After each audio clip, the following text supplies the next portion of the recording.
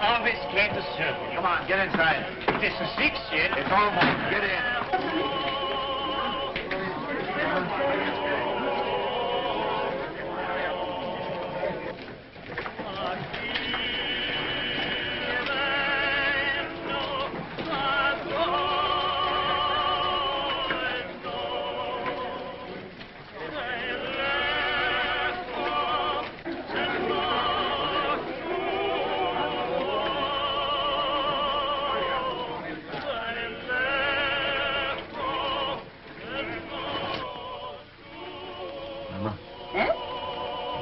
Locking up time.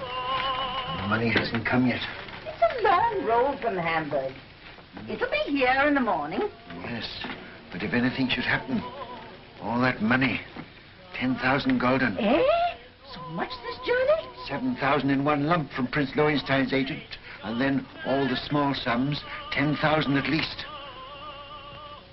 The roads are dangerous. Tomorrow morning it'll be here. Ah, we should be thankful, Meyer. Business is good, eh? Nearly 1,000 gulden since morning. Mama. Eh? That agent. Did you notice him? What? There he sat, sly and smiling, planning to rob this poor old Jew Rothschild. And here I was, so innocent, a little child, a baby, in fact. And there was that fine old clock that his master had sent him to bargain for. Yes. And when at last I let him have it for less money than it cost me, I could see in his eyes how pleased he was that he got the better of this little baby. Sold it under cost? A spat to catch a mackerel, Mama. He thinks he's so clever, and I'm so stupid. Always make them think they're clever.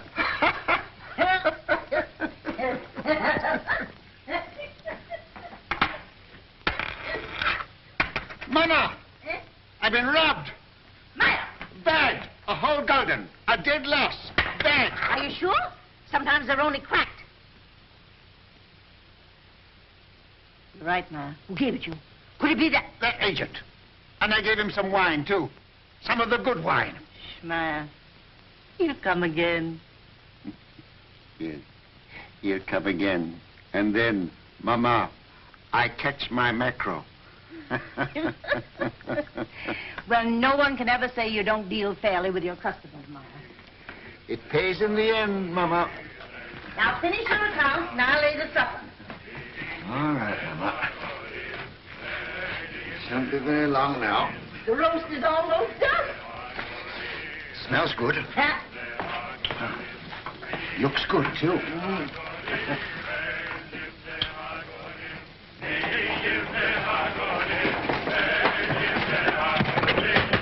Mama, quick! Nathan! Mama, the tax collector. Oh. Papa, the tax collector. He's down the street. Shut the door. The tax collector, boys.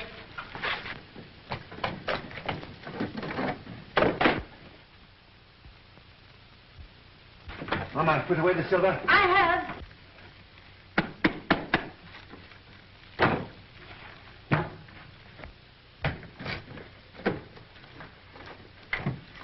Don't forget my account book. Oh, run away. What do you know about it? Everything is in one collector goes. Take those hats off. Here, Mama. Yes.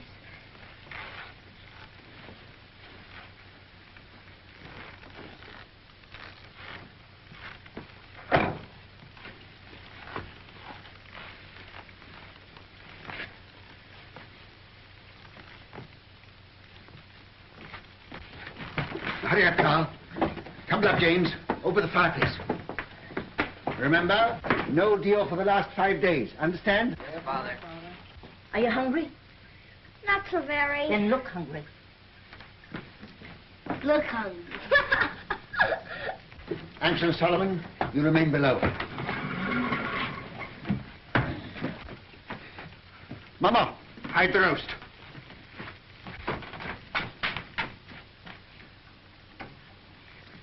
Get off, Jim.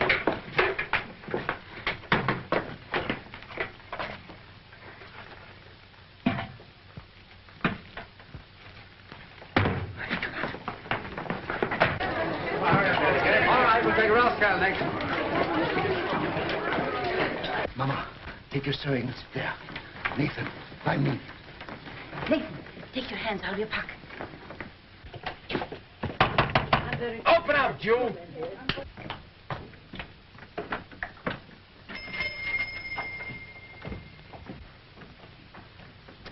Who is it, Nathan? Now then, Rothschild, Why, it's my good friend, the tax collector. bring out your account book.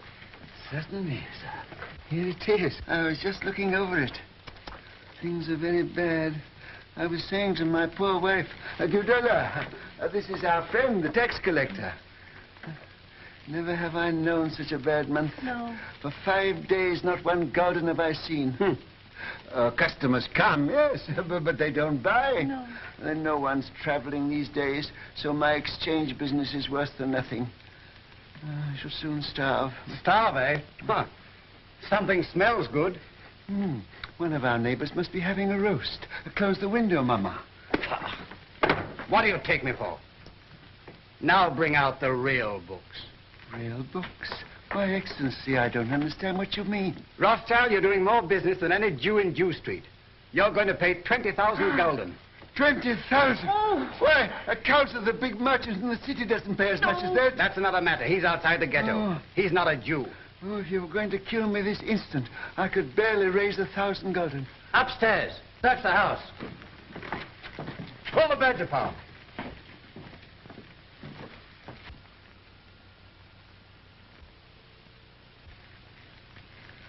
Well, I might perhaps raise 2,000 gulden.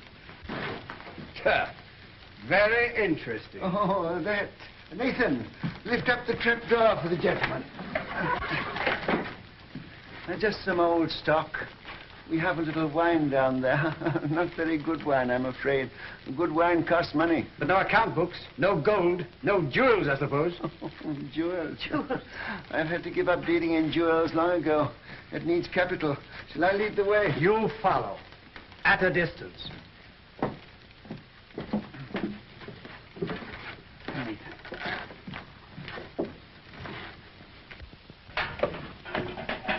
Stand up, Jew boys.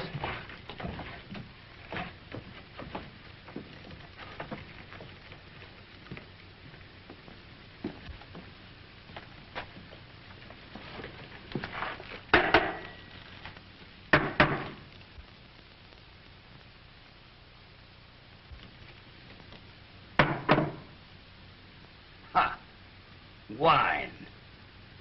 Fill up a cup. But that's green, Excellency. Do as I say.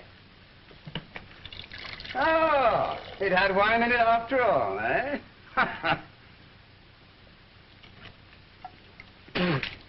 Slop. Yes, sir. That's what we drink. Ah. But there's some here that Father keeps for his special customers. Won't Your Excellency try it?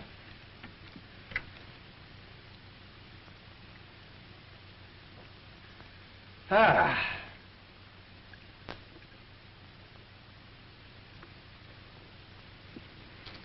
Huh. You old fox. It's good.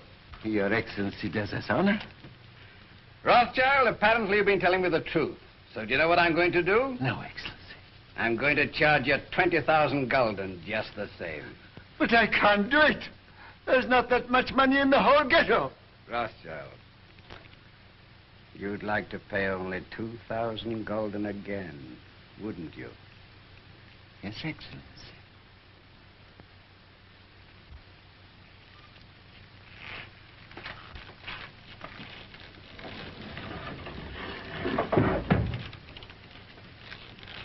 Now, what would it be worth to me if I put you down for 2,000 this time? A very handsome present for Your Excellency. Say, 1,000 gulden. Talk sense, Rothschild. I want 10,000. Would you leave me and my family penniless? With a great deal of pleasure. Come now. Well, perhaps 3,000 gulden, but that's the limit. The actual limit. I'll take 6,000. Oh, I will. We'll make it 5,000. All right. Have it ready tomorrow. I'll call. And if any of you breathe a word, I'll have your house burned to the ground.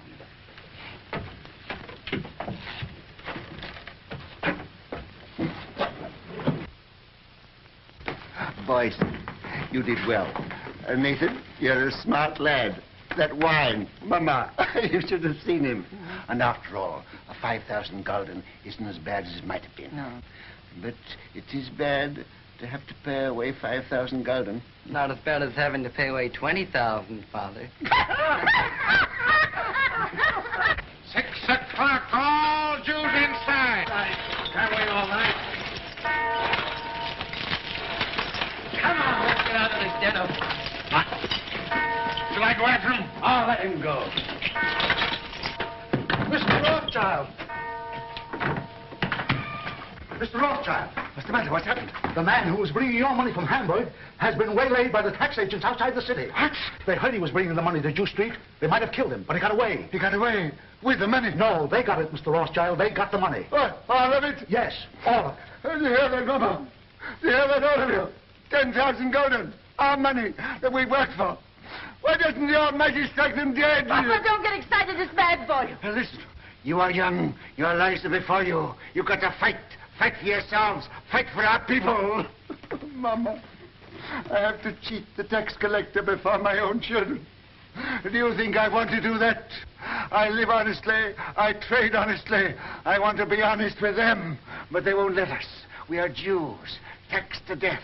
Forbidden to learn a trade, forbidden to own land. They keep us in chains. They send men here to rob us. So work and strive for money. Money is power. Money is the only weapon that the Jew has to defend himself with. Oh, Mother!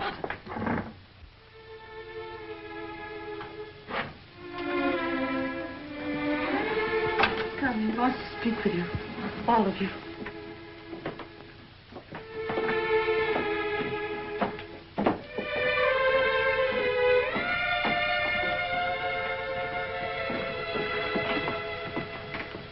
We're here, Papa. All of us.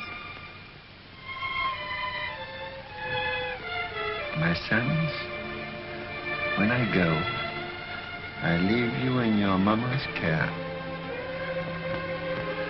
She is wise, far wiser than I, and good. Do always as she says, and you will grow rich. Come closer.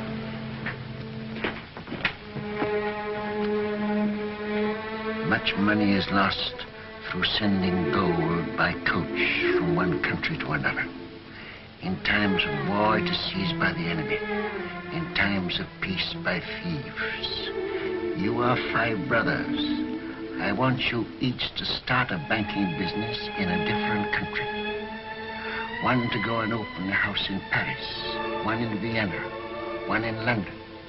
Choose the most important centers, so that when money is to be sent from here to London, let us say, you won't have to risk life and gold and shell here in Frankfurt. We'll just send a letter to Nathan in London saying, pay so-and-so.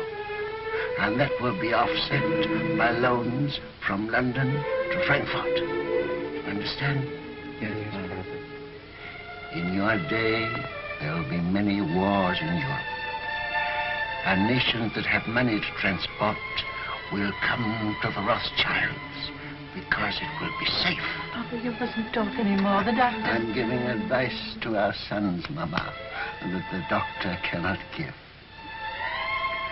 Remember, unity is strength. All your lives you must stand by one another. No one brother must be allowed to fail while another brother succeeds. Your 5 banking houses may cover Europe, but you will be one firm, one family, the Rothschilds, who work always together. That will be your power. And when that power comes, remember the ghetto. I shall be here.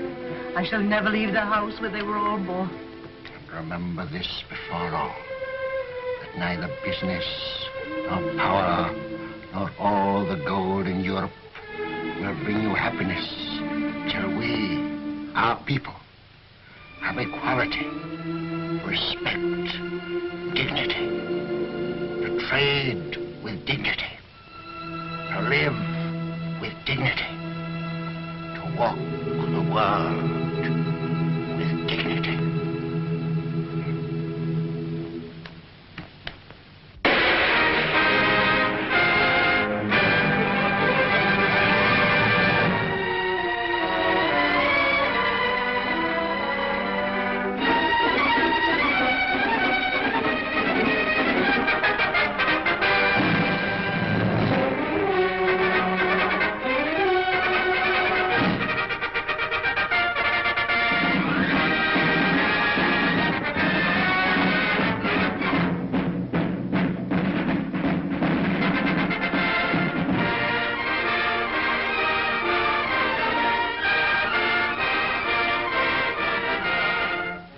Napoleon is to be beaten in the East, we must have 15 million florins immediately, and more later. I think it can be done, Prince Metternich, but I shall have to consult with my brother Nathan in London. Come, Solomon, can't you decide now? Your Highness is aware that the Rothschilds work as a family, and we've made Nathan our head.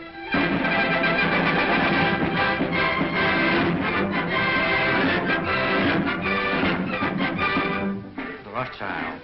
There can be no peace in Europe as long as Napoleon controls Italy. 16 million ducats as soon as possible. If your Highness will keep the utmost secrecy, I will endeavor to obtain the consent of my brothers.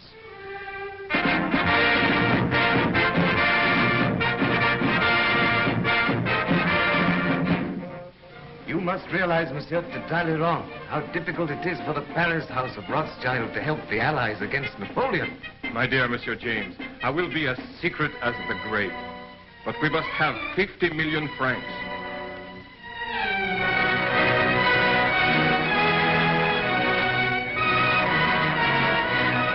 Your visit honors our house, Count Ladras. Quite aware of that, Alfred Rothschild. I wish no one to hear of it. Only necessity brings me here. The armies of Napoleon are already in Prussia. We've got to have 5 million gulden to drive them out. I will consult my brother. Ah, that's nonsense. It is an unbreakable rule, Your Excellency. The House of Rothschild never participates in a deal of this importance without the approval of all the partners. When that is impossible, my brother Nathan in London is permitted to make a decision.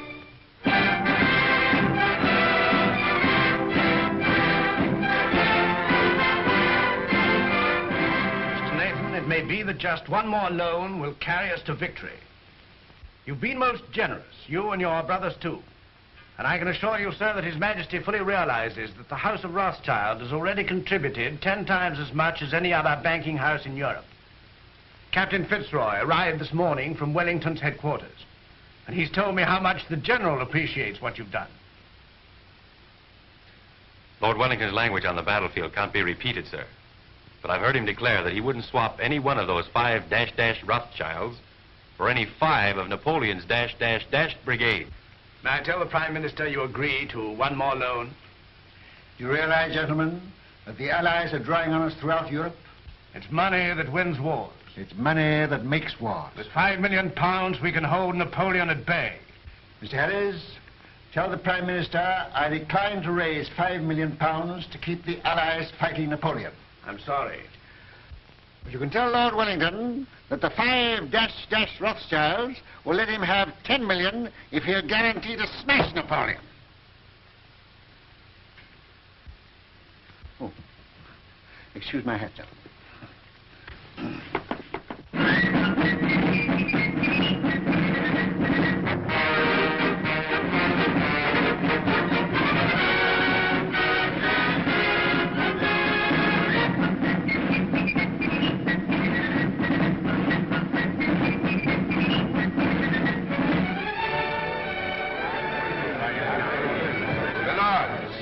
Gentlemen, once more England is indebted to her greatest soldier. It is my privilege as Prime Minister to thank him on behalf of England for his glorious achievement. We rejoice at your safe return. My lords and gentlemen, charge your glasses. I give you a toast. His Grace, the Duke of Wellington.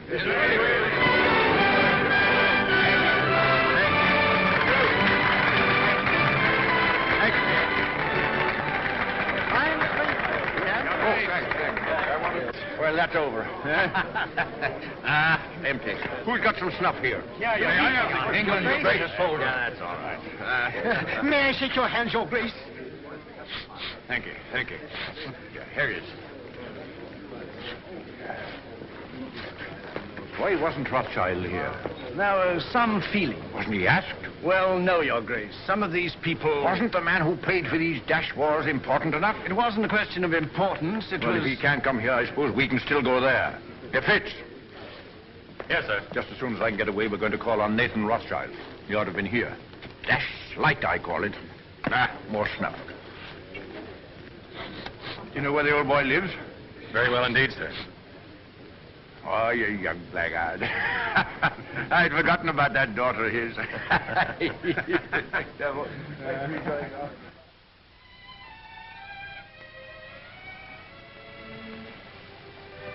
Darling, No, I'm not sorry.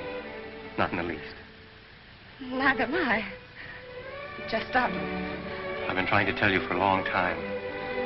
I've wanted to kiss you. Yes, I know that. But when it came, it was so sudden, it rather frightened me. Frightened? The captain of the guards to protect you? Ridiculous. Well, the captain of the guard is a very dangerous person. Only to his rivals. You know you're a very conceited young man. Hmm? You haven't even asked me if I loved you. Well, don't you? Yes, I do. I love you more than anything else in the world.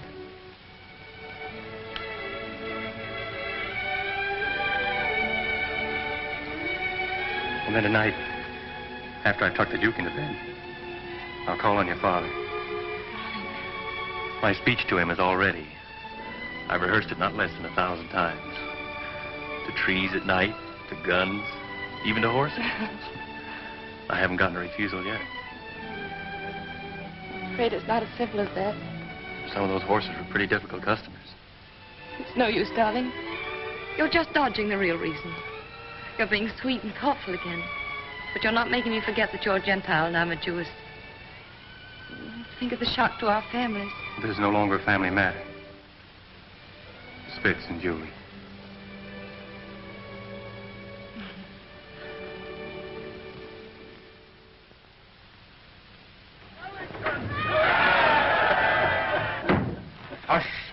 Hush. I've had that crowd at me heels all day.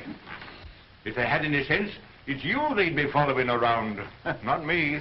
Oh, we Rothschilds have had just as big crowds following at our heels in Frankfurt, but not with cheers. Well, I'll cheer for you, gladly. And I hope one day Europe will realize she owes you something more than money. Well, my father was a man of peace. He told us never to loan money to make wars, always to end them. And that's been our principle. Everybody knows that and respects you for it. No, Your Grace, they don't know it. And they don't respect us. Our bankers are jealous of us. The man in the street thinks we're just Sherlocks. And Europe hides its head for shame because it borrows from the Jews. I suppose you know it's that Prussian fellow, Count Lederance, that's responsible for that rot. I know. He hates me and all my race. He's a proper jackass, Rothschild. And he ought to be hanged. I must admit that the same happy thought has occurred to me more than once. You know, it's a danger having a man like that in authority. Always making enemies. Well, that's a danger. They may need us again. What do you mean? Well, perhaps we're not out of the woods yet. Why, Napoleon's scotched. Napoleon's in exile, but he's not dead. As good as dead, Rothschild. As good as dead. Ah, perhaps. Another brandy, Your Grace. Ah. I've often thought it would have saved a lot of trouble if Napoleon had been born an Englishman. Oh. Where would I be then? Why, his commanding officer, of course. Oh, thank you. Sound brandy you've got here, Rothschild. To the peace of Europe. Well, I'm a soldier, but I'll drink to that. I see, Rothschild. A little secret. Mind you, I oughtn't to tell you this, but I just heard this morning that they're going to float a dash big loan to put France on her feet. An enormous loan. The biggest thing ever issued. Yes? Well, they've got to do something. France has had 20 years of war and the whole country's torn up. But now they've got peace. They're going to get together, the 5 allied powers, and help her out. And the banking house that floats this loan will at once become the most powerful in Europe. Its prestige will be enormous. That's it. Now's your chance. Your Grace, I can't sufficient to thank you for this information. Mind you, it's a dash dark secret. But it serves the chuckleheads right for telling me. They ought to know by now I can't keep a secret. Send a message to Mr. Roth and ask him to come to me here at once. Yes, sir. We'll drink to the house that floats the new French loan. To the House of Rothschild. And its greatest member. Huh. Ah, there you are. Miss Julie. Your Grace? Mrs. Rothschild, you've got to watch this young rooster. I'm beginning to understand now why you were always asking for leave to return to London. Now that you do understand, I trust you'll let him come more often. It's against the regulation. Oh. I only saw Julie 5 times, sir. And once when you sent him the dispatches to the Prime Minister, Julie was waiting for him at the corner of Downing Street. That, I hope, isn't against the regulations, Your Grace. Not if he didn't speak to you. We didn't think you knew about that, Nathan. Ah. I'm afraid it's time to go, Your Grace. All right. You can't fox this man. He's a magician. There's no question about that. Oh, I see, Rothschild. I've been told you knew about Napoleon's abdication 2 days before the War Office did. Is that true? Yes, but then the War Office never knows anything for 2 days after everybody else knows it. Yes, and then they take 2 more days thinking it over. But how did you do it? They say Indians get things by putting their ears to the ground, but you're not an Indian, are you? No, just plain Jerusalem, with a heart of gold. Ah. Well, I know something about sending dispatches. My man Fitzroy here is the best at that. But if I had 20 Fitzes, I couldn't do it in that time. You knew about Napoleon's abdication almost as soon as it happened. How the deuce did you do it? A little bird whispered in my ear. Oh, you don't intend to tell me, eh? Well, I don't blame you. Fitz, we'd better go before he makes us disappear like rabbits in a hat. Mrs. Rothschild, you've a charming home. And a charming daughter. Your Grace. Hope that dash crowd's gone. Ah, thank you. Are they still there? And this is the man who faced the Grand Army. Hush, here, Fitzroy. Yes, sir. Brandy before the charge, always. Ah, there's military tactics for you. There's a young man who'll be a general someday. Thank you. Well, goodbye, Rothschild. And remember, it's a dash dark secret. 1,000 thanks, Your Grace.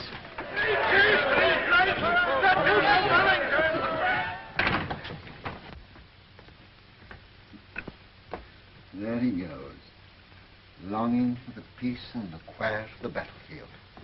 Yes, sir. Mom, I ought to be very happy, but I'm not quite. What is it, dear? Fitz says it's nobody's business but ours, just his and mine. But it's this wretched family I'm thinking of.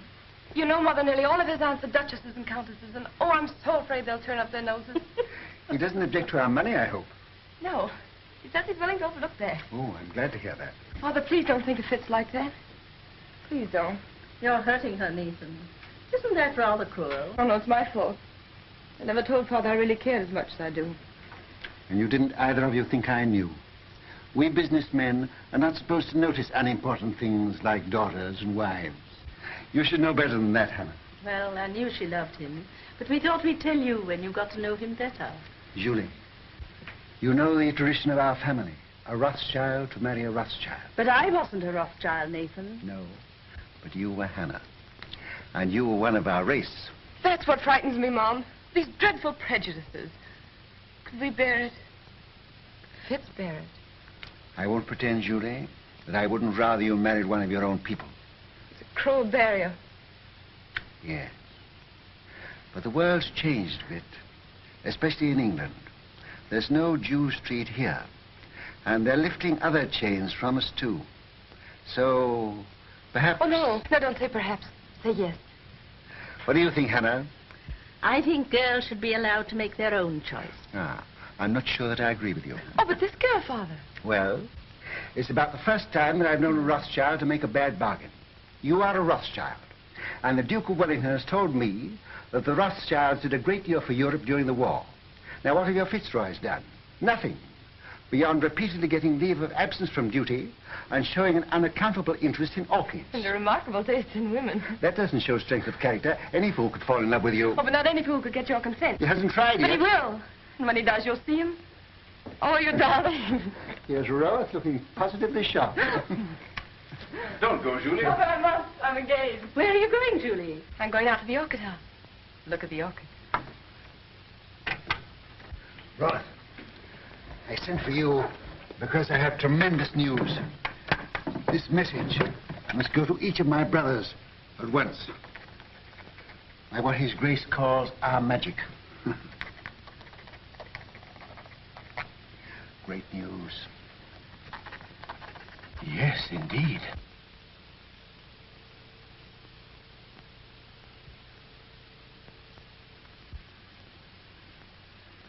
Let me have the earliest possible dates on which all private loans can be recalled. Give instructions to grant no more private loans until further notice. I must know at once the exact extent of our available capital. The most important deal the House of Rothschild has ever attempted.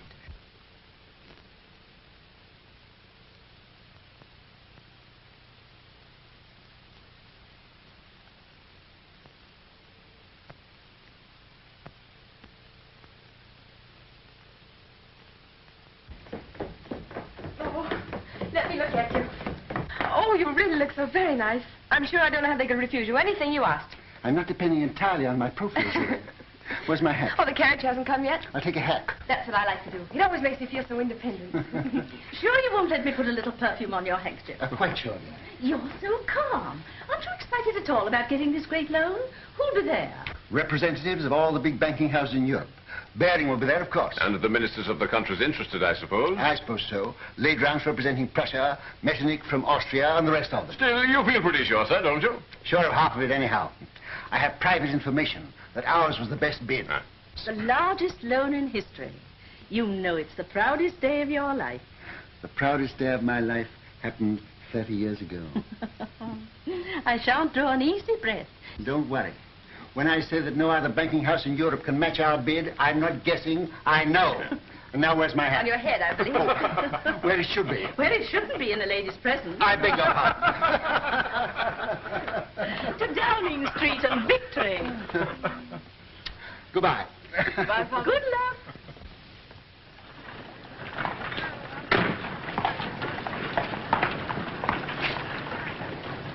Thank you, sir. But, Mr. Rothschild, even your daughter, Miss Julie, pays me more than this, sir. Julie has a very rich father. I haven't.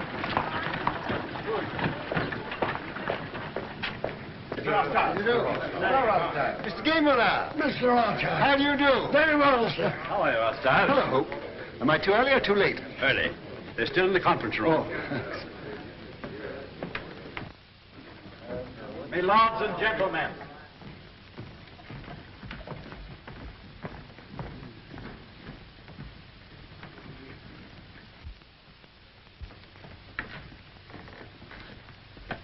Your hat. Oh.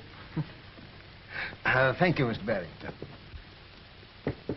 The meeting is called to order.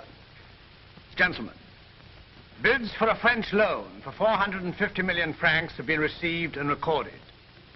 Offers to take all or a part of the issue of bonds, the greatest single issue in the history of European finance, were received from the following banking houses. J. Lafitte and Company, Paris. Gay Muller, Vienna. Hope, London. Bertrand de Lis, Madrid. Baring and Company, London. It is the decision of the conference that the highest authoritative bid is that of Baring and Company, London. They will be awarded 3/4 of the issue at 71. There being no further... But you're mistaken, Mr. Harris, there is. Mr. Nathan Rothschild. I'm compelled, my lords and gentlemen, to draw your attention to what must certainly be an oversight. I regret to say, Mr. Rothschild, the decision must stand. But my house sent in its bid to take the entire issue, and our price was a point better than Mr. Baring's. Why is that not recorded? Perhaps Count Ledrance would like to explain the situation to Mr. Rothschild.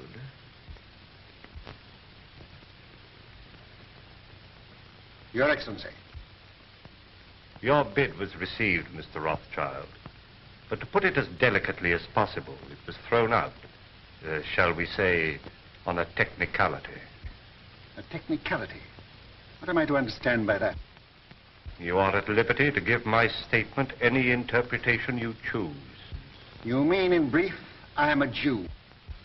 Likewise, in brief, I do. Gentlemen, I must accept your decision. But since Count Ledrans has been frank enough to admit the reason for our exclusion, I venture to advise him that these attacks on my race are ignorant and futile. He may strike and strike again. A Jew falls, 1,000 are wounded, but the race lives on. But unfortunately for His Excellency, we are evidently eternal.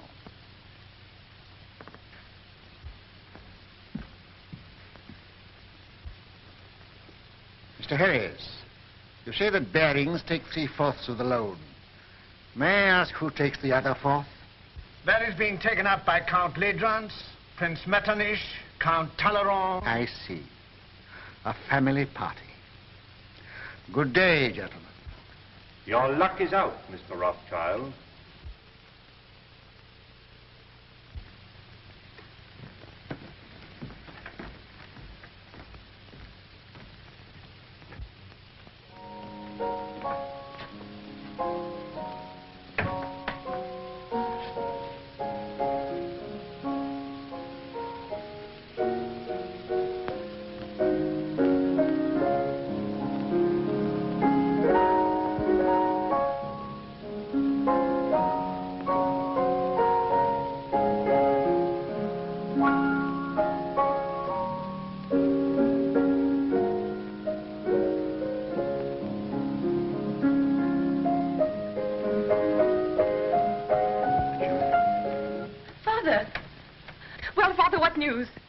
The House of Rothschild.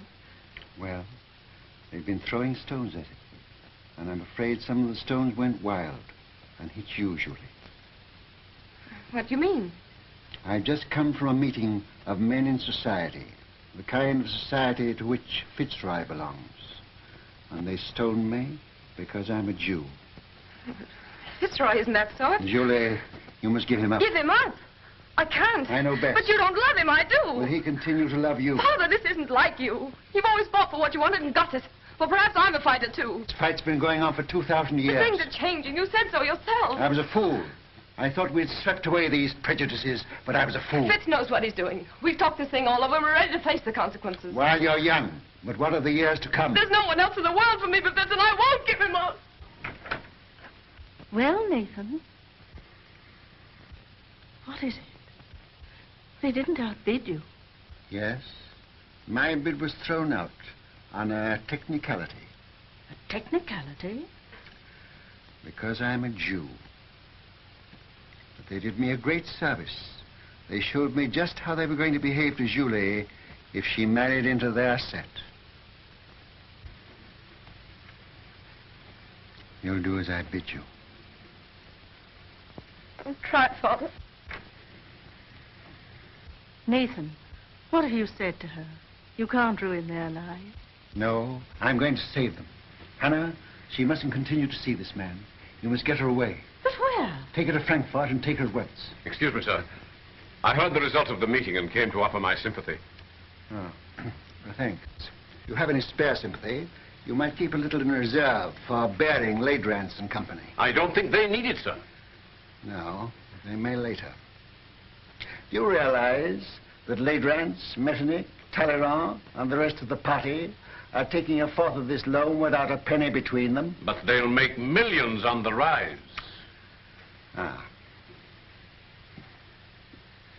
He's tired. Perhaps I'd better call again later. Roth, if you could buy government 4% bonds at 60, would you pay 74 for them? No, sir. Would you, Hannah? Goodness me, no. I thought not. Nathan, what's in your mind? Murder. Hannah, I'll tell you exactly what's in my mind. And this may interest you, too, Roth. Baring and those others headed by Ledrans I've taken this new loan at 71. On the 1st of the month, they're going to offer it to the public at 74. It pays 4%. But there is already in existence a previous government bond which also pays 4%, of which we have a large holding. Yeah. This bond is now selling at 73.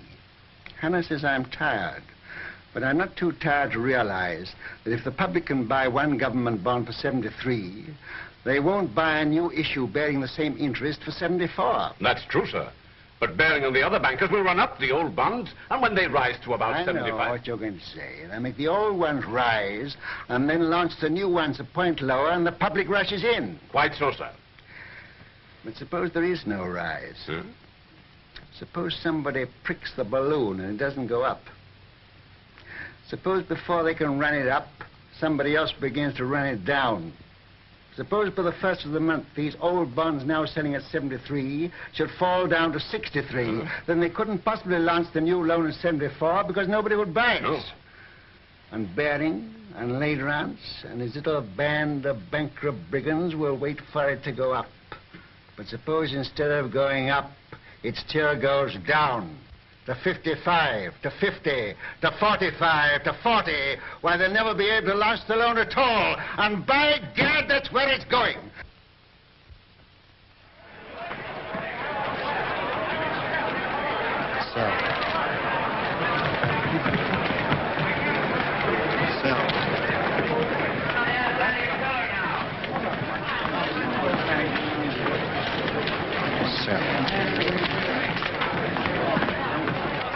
Look at Rothschild. You'd think he was selling apples instead of government bonds. Bonds are now at 53. All right. I'll keep on selling till I tell you to stop. You're creating something like a panic on the exchange, sir. I know. What kind of a flower is this that Hannah gave me this morning? I don't know, sir. Very pretty. It smells nice, too. Mr. Rothschild, do you know what you're doing to the market? What have you heard? My dear fellow, I don't hear things. I just imagine them. You know what kind of a flower this is? No. 52. 52. That means I'm down about 25 million francs. And you the same, Ladrans. Can't something be done to stop him, Baring? You're the biggest banker in England. Are we all to be ruined by the gymnastics of a dirty Shylock? I've thrown the entire resources of Baring's bank into the pool, but I can't stop it. He's got us on the run. Right. I bet you half a crown that Baring makes straight for this post within 2 minutes. I'll take you, sir. I'm tired of losing money. I'd like to win some.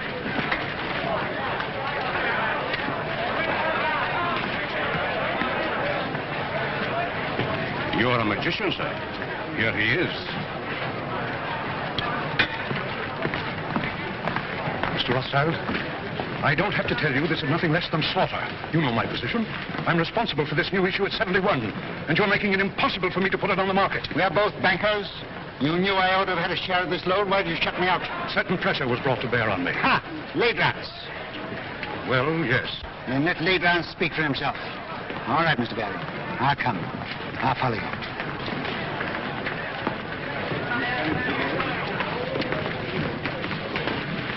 About how much has this thing cost us up to now? About £5 million. All right. We'll make 10.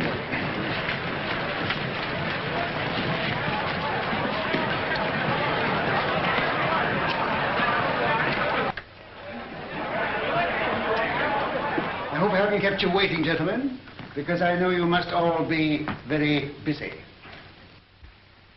We sent for you, Rothschild, to make you an offer. You resent being left out of this loan. Mr. Baring, as you know, holds 3/4 of it. He is prepared to part with half of that to you. Will that satisfy you? What about the other quarter? That, as you know, is held by us. Oh, yes, you bought it at 71. Well, we're responsible for it. You bought it at 71. It was allotted to us. And not against your will, I hope. Certainly not. So you bought it at 71. What do you mean, bought it? Can you pay for it at 71? You know perfectly well that no one is prepared to pay in full for an entire issue. Were you prepared to pay anything? Could you have stood a 10-point drop? No. You took it for a rise. You're financially irresponsible, the whole lot of you, except Mr. Baring. Well, I know just how much money you've got, each one of you. And if I like to hold down the market till after the 1st of the month, and I can, you're all ruined and dishonored. including Baring's Bank. Now, I'll rescue you on one condition. That you pass me the entire issue at 68. That's impossible. Now, what excuse can we offer to the public? Just say it was found necessary. On what grounds? Oh, on a technicality. No. Very well. Wait, please. We have to deal with Mr. Rothschild. Under the circumstances, I consider his offer a generous one. And as the head of the House of Baring, I insist on Mr. Rothschild's terms being accepted. What? Are you going to take it off our hands, Rothschild? That's uncommon good of you. Hey, Count Nesselrode. Are you also on the preferred list? Yes, but I much prefer to be off of it. Well, we've no choice. I accept. I say yes without hesitation. Complete rents? Very well. To save time, I had this little contract drawn, which I shall ask you gentlemen to sign.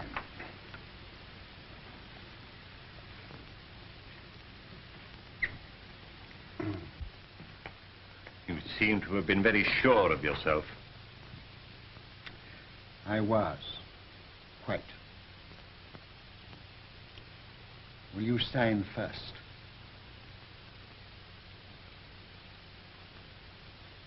$49.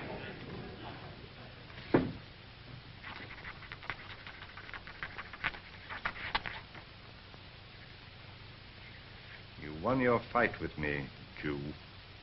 But remember, victory may be bought too dearly.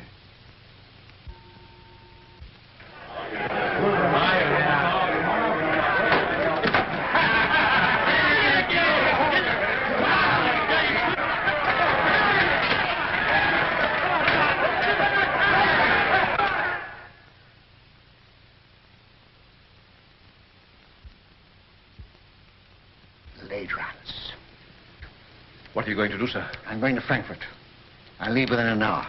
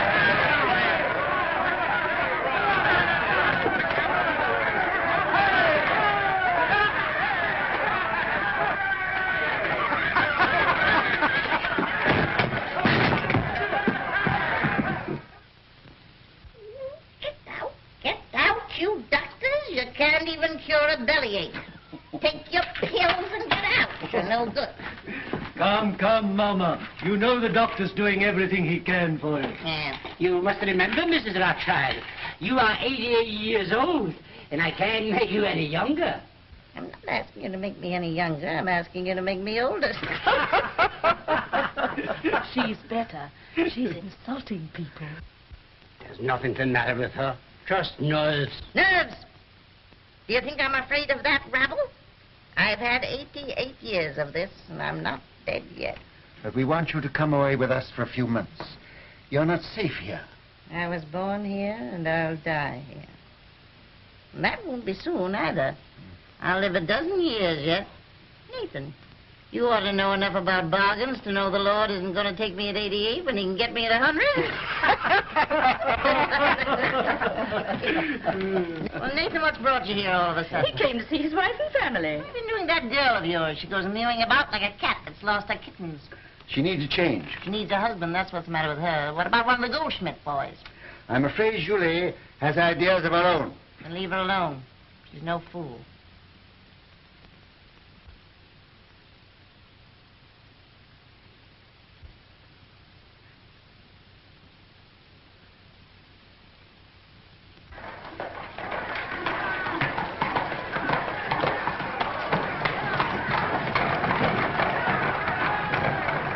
Can you tell me which is the Rothschild house? Yeah.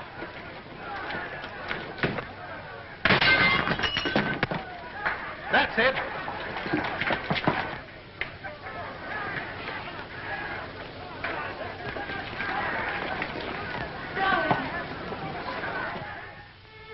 What's the use of our pretending? I don't pretend to Father. He knows exactly how I feel.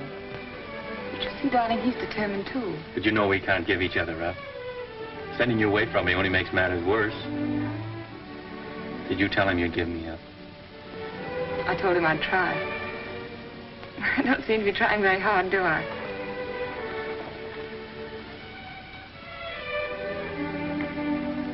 Let me look at you. How long did it take you to get here? How long have you been riding? I left yesterday morning. How'd you manage? I asked Nosy for leave. Who's Nosy? That's what we call the Duke behind his back. Oh. I think he guessed where I was bound for. Anyhow, he said yes. Of course, I'd no idea your father was here. No, of course not. What are we going to do? I'm going to see him and have it out. Good. Oh, darling. Won't you see this through with me somehow? I've got you and I'm going to keep you.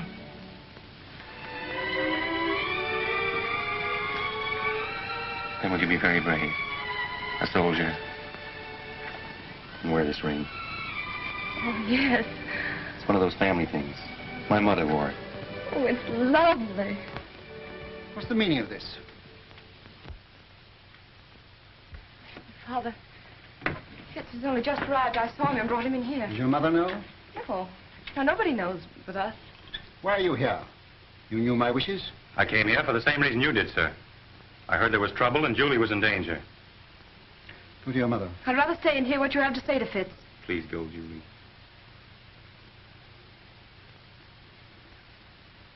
It's no use, Father.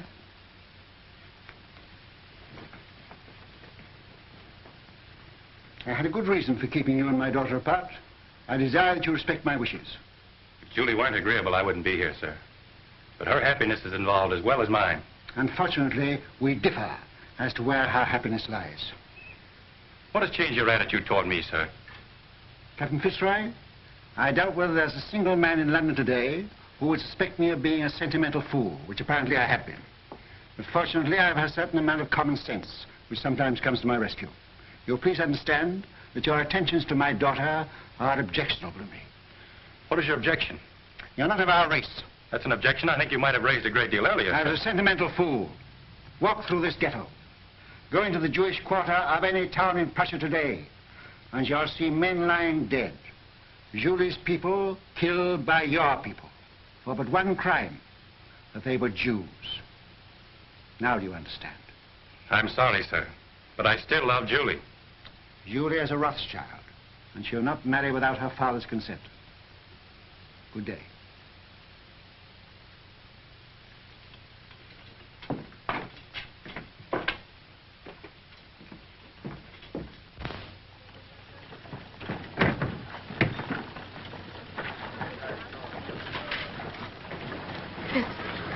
Fitz, no matter what happens, no matter even if what Father says is true, I love you. Always.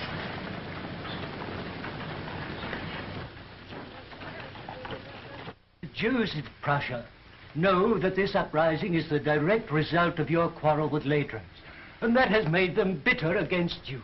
Fools. Nathan has done more for the Jews in England than any man who ever lived. England isn't Prussia, Mama. Ladrans has his agents everywhere. They spread lies and propaganda.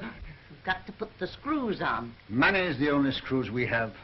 And now, with Napoleon in exile, Ladrans and the Allies need us no more.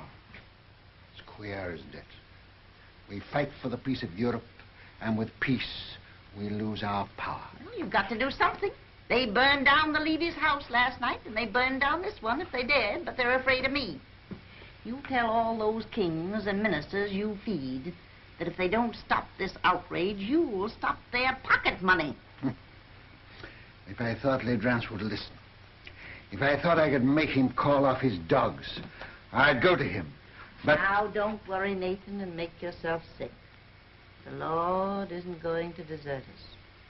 So take a rest. Leave the work to him. If there was only some way you could handle Ladrans. For the sake of our Jewish people, I think you should go to him, Nathan. Grovel at his feet, eh? All right. If you think so, I'll go. He must have his price, and whatever it is, I'll pay it.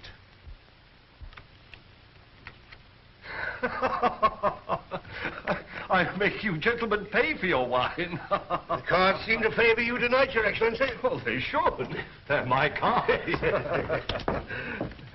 Colonel, any news? Good news, Your Excellency. Dresden, entire ghetto reduced to ashes by fire. It is estimated that 5,000 Jewish refugees crossed the border into the Netherlands. I have dispatched 3 agents to The Hague to stir up the populace there. Frankfurt. The citizens stormed the ghetto and fired 2 houses. A serious pogrom was prevented by the arrival of the civic guard. Who ordered out the civic guard? The burgomaster, but he won't interfere again. We've explained Your Excellency's campaign. That's splendid news, Colonel. I have still better news for Your Excellency. Yes? Nathan Rothschild is in Frankfurt. He arrived from London last night.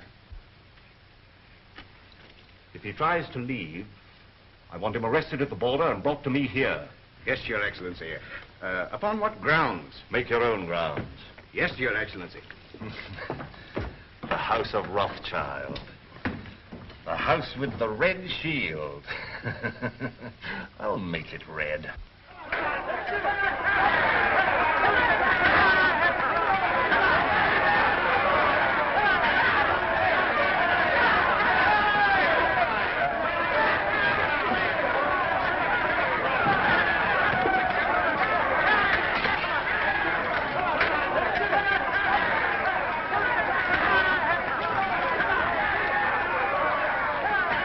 That's him, the one in the heavy coat. Goodbye, sir. And I promise you I won't come back without an agreement from Ladrans to stop this Pope, whatever the cost may be. May God be with him.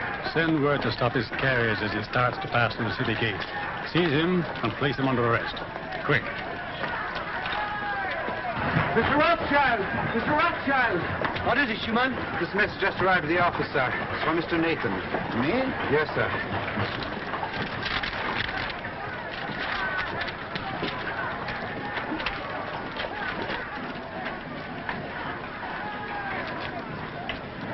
What is it?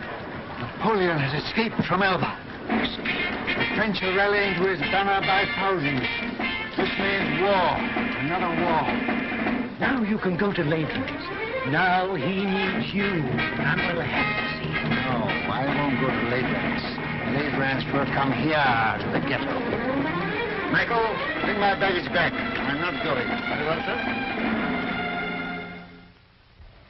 Of course, Wellington, I'm Prime Minister, but you're the idol of the people. My dear fella, I'm going to retire quietly to the country, surrounded by me dogs and me books and... Yes? For His Grace. Ah. For me, eh? Will you excuse me? Yes, yes, yes. Oh! That blasted little Corsican is back. What? Ladrans. I gave orders not to be disturbed. It's important, sir. Word has just reached us. Napoleon has escaped and is in France mobilizing his army.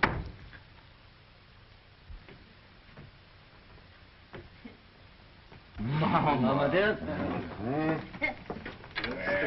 Yes? My, you're walking just like a young girl. Well, boys? Come here. Let's have another look at you. Yeah, you're all growing up, aren't you? Nathan, I think you're getting fat. I'm proud of you. All of you. Your father would have been 92 today. Ours is the richest banking house in Europe, and we're still being kicked. It looks as though we haven't played our cards very well, doesn't it? Perhaps we haven't. I'm not criticizing. I think we're open to criticism, Mama. And that's what has brought us all together here today. Oh, is it? I thought you came here to see me. It seems it takes a war and a Jewish pogrom to get us all together nowadays. Now, that's not fair, Mama. You know we Well, always don't come. let's waste time in compliments. What have you come for? James. Nathan, you run the English house, and so you have the sea between you and trouble. But we, Carl and Solomon and Amschel and I, are here in the furnace. I know. And with Napoleon on the map again, our position is intolerable. Napoleon will be in Paris in a week, with the whole army rallying to his banner and deserting Louis. Napoleon's soldiers must be paid, and if he can't borrow money, he'll take it. Has he suggested a loan? Yes. He sent for me as head of the Paris house. I went to see him in Lyon, and he made a definite proposal. Now listen, Nathan, before you give an opinion. We've issued 450 million francs worth of bonds for a government which started packing at the first blast of a bugle. Napoleon guarantees the payment of these bonds down to the last centime, and on future loans he agrees to double the interest offered by his enemies. What have the Allies to offer us? From the simple standpoint of business, we shouldn't hesitate a day longer. A refusal to support Napoleon means not only the probable loss of a murderous sum, but James's Paris business, my Naples business, will be wiped out like that. And Amschel's and Solomon's are in great danger. It's no longer a question with me. We should support Napoleon. As far as I can see, the Allies seem to be under the thumb of a tyrant from Austria and a scoundrel from Prussia. Metternich and Leidrans. Mama has said we are still being kicked. And she's right. For a quarter of a century we have stood with the Allies, and apart from what we've got out of it personally, houses, fine clothes, carriages, as Jews, we are just where we started, in the Jew street, waiting for the chains to be put up. I agree with the others. We've got to transfer our support to Napoleon and start over again with him. Well, son? You're right, all of you. Every word you've said is true. But still, we must fight Napoleon. Why? Well, because we're the Rothschilds. For the time being, anyway, we're something more than 5 rich Jews looking for the main chance. We know, the world knows, that until Napoleon is gone forever, there can be no peace in Europe for Jew or Gentile. You can't deny it, any of you. We've got to take the risk. We've got to swallow our pride, to stomach our resentment. We've got to go against every normal, selfish impulse in us and do what is right for the world. We can go hand in hand with Napoleon and spread this war over years. We can pay for fire and blood till all Europe is a slaughterhouse. And the Jew would stand as a pawnbroker in lives. We can't do it. We must stand as we've always stood. Not for war, but for peace. And if we all go down, we'll go down with honor. We leave no shame anywhere.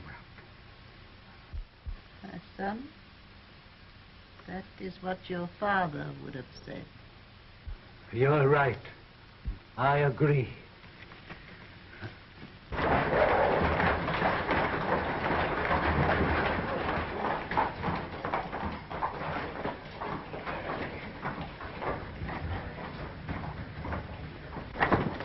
The house with the red shield, Your Excellency.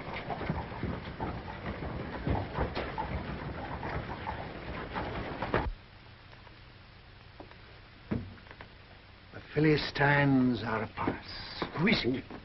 Metternich, Talleyrand, and Leidrans. Who could that be, the tax collector? Something very like it, Mama.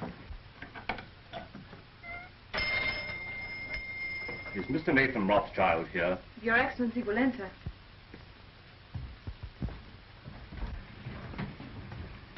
Lords, this is a great pleasure. But how did you find your way? The Duke of Wellington was kind enough to supply us with a guide, Captain Fitzroy, who has, I believe, been here before. Won't you come in? My brothers and I were speaking of you only this moment. Prince Metternich. I won't burden you with introductions, except perhaps to my mother, who was startled by your arrival. She thought you were the tax collector, Count L'Aidrance. Welcome to our ghetto. You will forgive this unexpected visit. Certainly. We were expecting it. Then we may assume you know precisely why we are here. Not the precise amount, but approximately. May I congratulate you on your brilliant son, Madame Rothschild? Yes, I'm told I'm the mother of half the loans in Europe. I am here at the request of the Duke of Wellington and the Allied governments. In that case, my brothers, too, are interested. Won't you sit down? We will not intrude very long. Well, you're chained in. It's fixed. Speaking for myself, I admit that I come as a penitent. We've not always treated you quite fairly, Nathan. And now, frankly, we need you. You should join Wellington on the field of battle. He once told me that the test of a great general is to know when to retreat and to have the courage to do it. The Allies need money. Now, we're not asking you to give anything. You're money lenders, and you'll get your interest. You sure of that? Don't you trust the powers? No, Austria's bankrupt. France is already in the hands of Napoleon. And so is Italy. Why don't you go to the other bankers? Your own bankers. We have not sufficient capital. You mean they won't take the chance? What if Napoleon wins? I suppose there must be a certain amount of risk in your business. No, we ask security. What security can you offer us? Ah, then don't say you're not asking us to give anything. You're asking us to give a great deal. I see no reason for prolonging this meeting. As you say, we are moneylenders, not philanthropists. We do it for profit. You may as well know that Napoleon has offered us twice as much as you can promise us, and we've decided to take his offer. Gone over to the enemy, eh? I must admit, I'm amazed. How will Napoleon get the money to pay you? Steal it. But that's not our business. I always thought you stood for peace. For 20 years, we've been supporting the peace of Europe. Now we're thinking of the peace of our own people. The Jew? Yes. Napoleon will give us our freedom. That's why we are for Napoleon.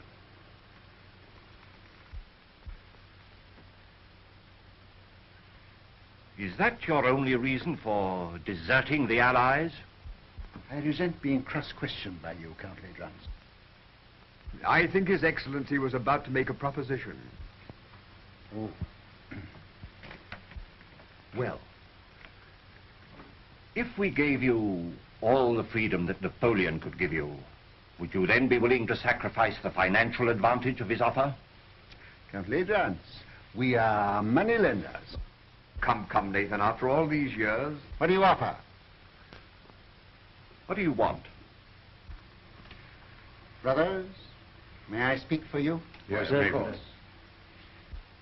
We require an agreement, a treaty, signed and guaranteed by your governments, giving to our people absolute freedom.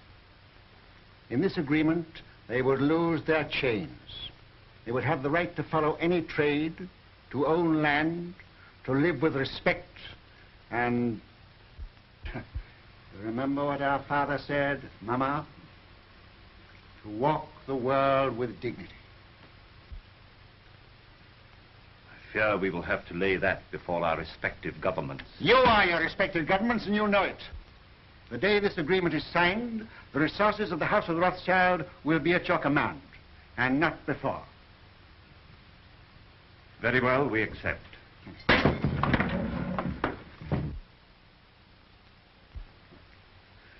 Pray excuse this, my lords. Some Gentile has evidently strayed into our quarter.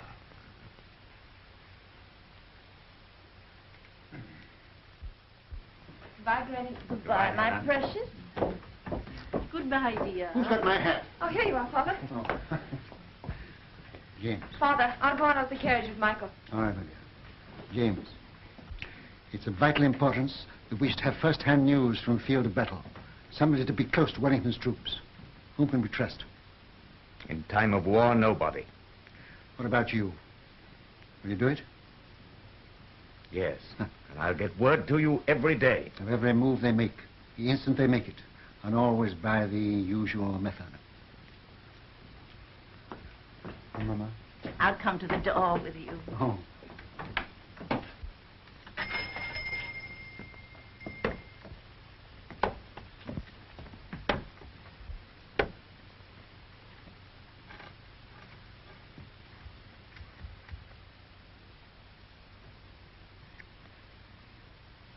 won't let it be a long war, will you? It shall be just as short as our money can make it.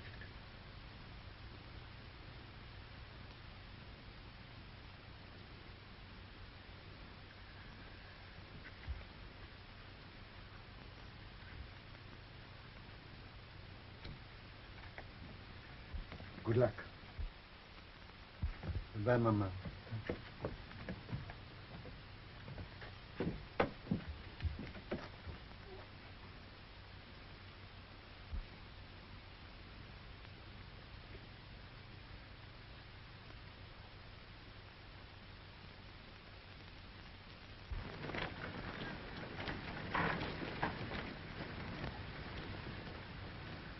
It's a horse, dear.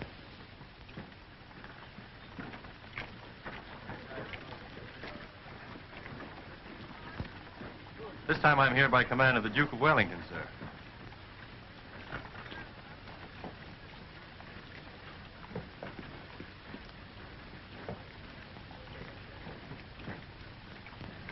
Give me the ring quickly. Darling.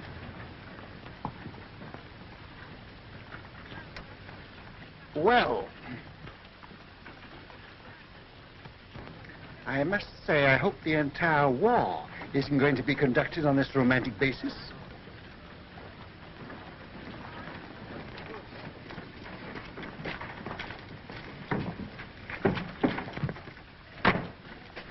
Seven Fitzroy, I give Napoleon 100 days, no longer. If at the end of that time you're still alive, and you seem to be the type of young man that can't be killed, you can come and talk to me in London. Thank you, sir. I shall count the days.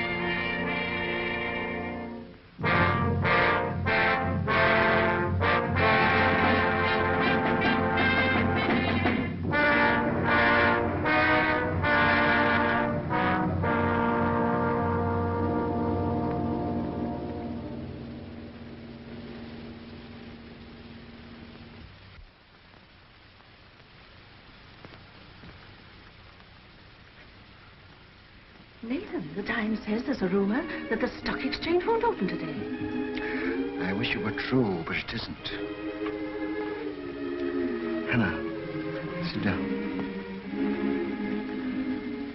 When people become rich, very rich, they have grave responsibilities. I know. I mean moral responsibilities that come with money, that poor people never know. Yes? Could you bear to be poor? Really poor? I'm asking you now because tonight may be too late. Tell me what you mean. I'm buying on the stock exchange when everyone else is selling. I'm risking everything we have to save the credit of England. I'm sticking to the bargain I made. But things look bad for us, Hannah. Very bad. Are you doing what you feel you should do? Yes. Do what you think is right. And if you fail, I'll love you all the more.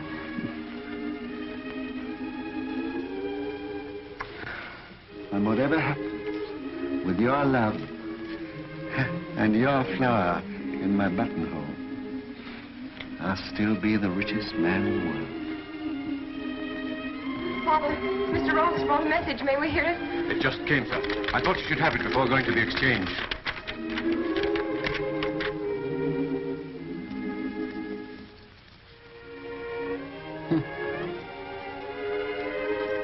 Napoleon has thrown entire Grand Army against Wellington. James. Worse and worse.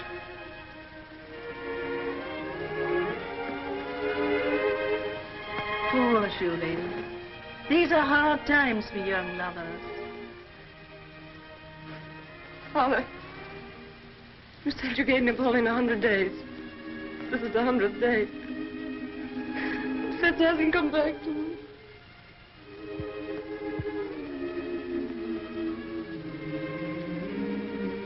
Remember, I am a magician. My day may be over, but I know there's a message of love and hope on its way for you.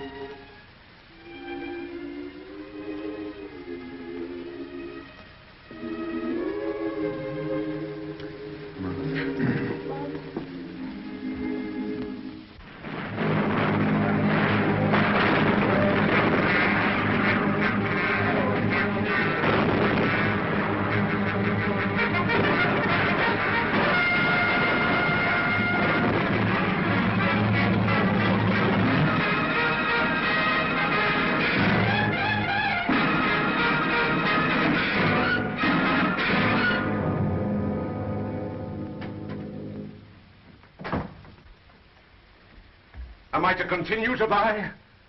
Yes. But it's sheer suicide, sir. Buy. Support the market. But we can't possibly keep it up, sir. How long? It's 2 hours to closing time. Can't hold on for 2 hours. Then stop this insane buying. No. I made a deal with Ladrance and the rest, and I won't go back on my word. Buy till we break. But do you realize, sir, that you're holding more than any man ever held in the history of the stock exchange? We've picked our horse. We'll back it till it drops. But here are messages from your brothers begging you to hold back. You're alone in your judgment. I am blind. Where will Europe be if England is bankrupt? And if I can't hold the market, England's credit is gone. But no one man can hold the nation's credit single-handed, Mr. Rothschild. One man can try. I'm fighting in the only way I can fight, with money. I'm giving all I've got to give for the peace of Europe. And whatever other Englishmen do tomorrow, I buy today. Mr. Rothschild, forgive me, but while rumors reach the exchange that Wellington has been defeated. It can't be true. I should have heard long ago. We owe so much to you. Will you do one thing more? Come and show yourself on the exchange. They say you're ruined and dare not face the music. There's a wild panic. Your presence may steady the market. I'll come.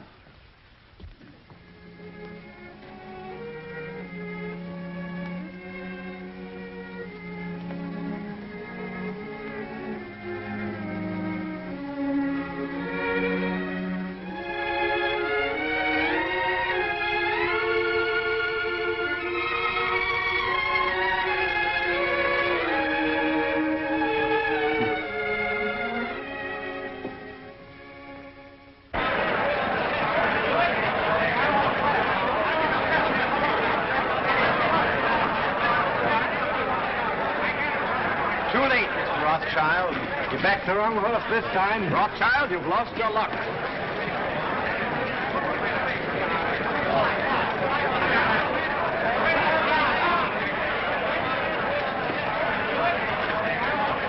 Michael. Buy. Yes, buy. Have you had any news? What do you think about this rumor? I don't listen to rumors, Mr. Baring. You hear what they say? Wellington defeated. You mind telling me what you're going to do? I have no objection to all London knowing what I'm going to do. I'm buying.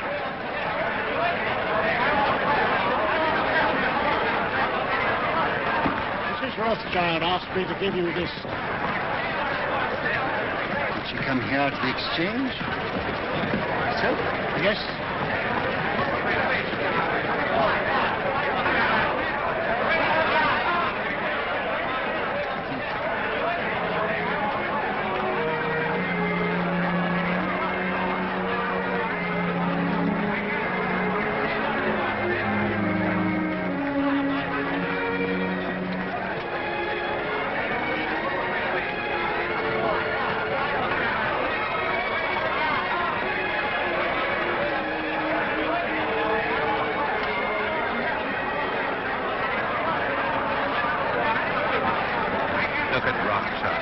Did you ever see such a cold-blooded fish?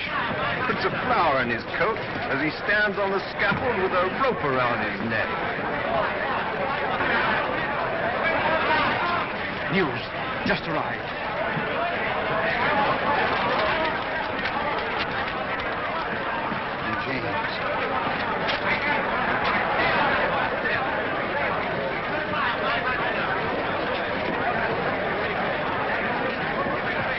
Wellington victorious at Waterloo. Napoleon defeated. The war is over.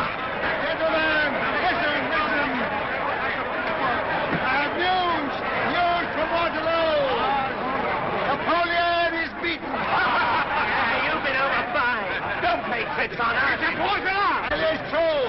Wellington has won at Waterloo. Where? How did you get the news? Yes, how did you get the news? I carry a pigeon. By pigeon post from the battlefield. Now you know our secret. Now will you buy? Buy with every security you have. Buy without security. Buy with your clothes on your back. Buy.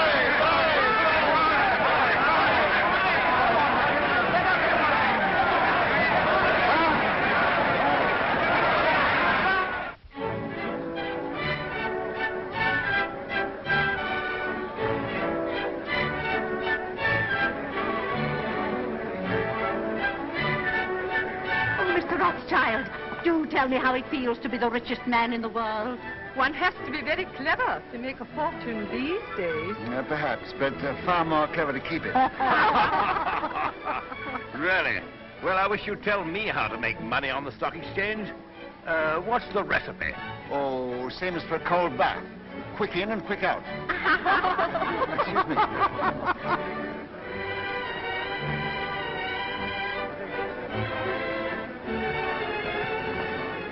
Take your hands out of your pockets. Hannah.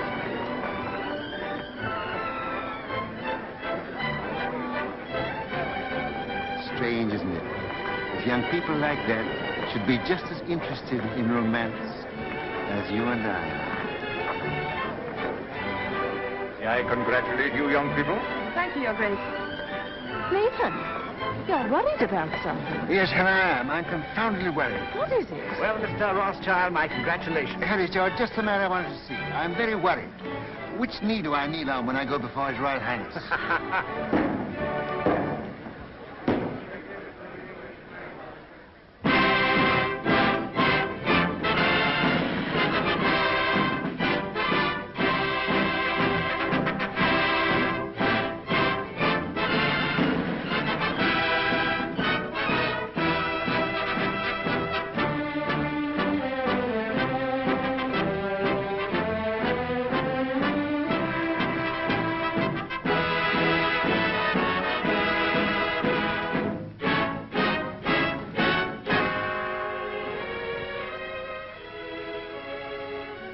England is deeply grateful to her adopted son, who by his generosity and courage played so large a part in bringing victory and peace to Europe.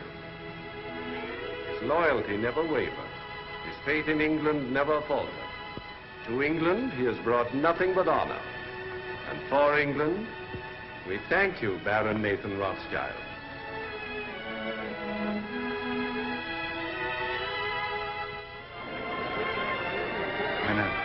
I used the wrong knee.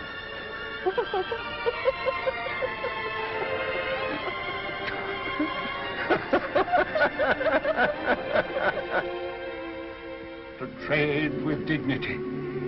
To live with dignity. To walk the world with dignity.